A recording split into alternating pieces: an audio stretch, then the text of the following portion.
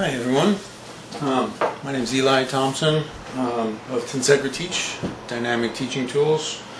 I have two tetrahedrons here that are intended to show a certain property of tensegrity and what it might imply about the body. So this is the standard Tensegri-teach model. It's a nice little model, about a foot in circumference, diameter, and it works quite well to illustrate tensegrity and its properties. It's quite dynamic and resilient and aesthetic. This other model here is a solid state tensegrity I created as an experiment. It's a little bit bigger. It's made of dowels, of course, and then these metal struts that are from bicycle wheel spokes. And so they are not elastic at all. They're solid. They are organized in a slightly loose fashion around a screw at the end. And so there is some movement in the structure, and yet it is a solid structure in that it has no elasticity in it, which is a hallmark of tensegrity. These two models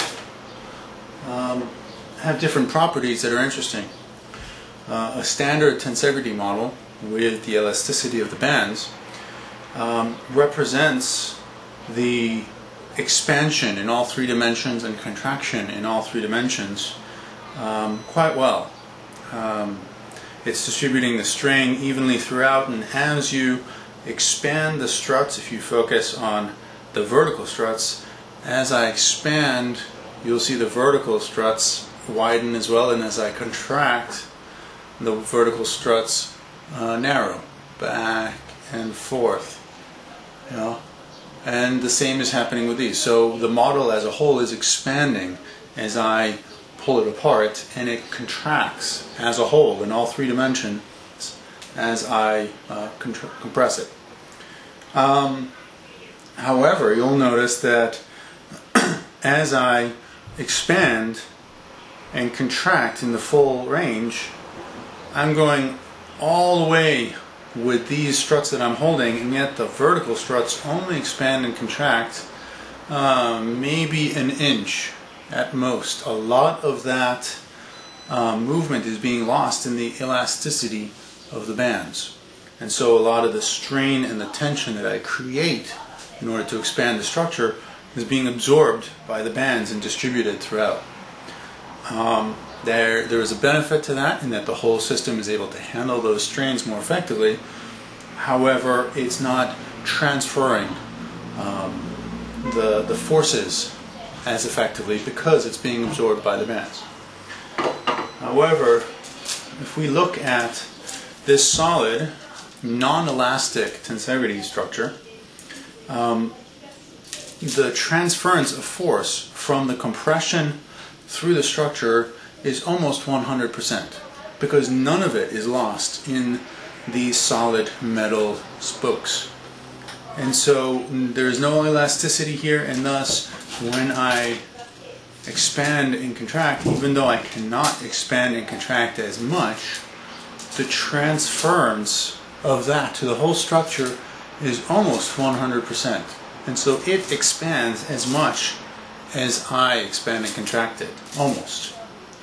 And so it's a much more effective expansion contraction in all three dimensions. However, I would say that as a human, I would much rather be elastic if there was a trauma or an accident, or if there's repeated forces, because I want my system to be able to adapt to it and absorb it more effectively, while this is good for performance because it's able to transfer those forces with very little loss of force, and so it becomes a very efficient structure. But I don't think my system or a human system could handle much of this because the impacts would be so great. If you fall and you get hit here, the transference of strain through the whole structure is so sharp. It's as if you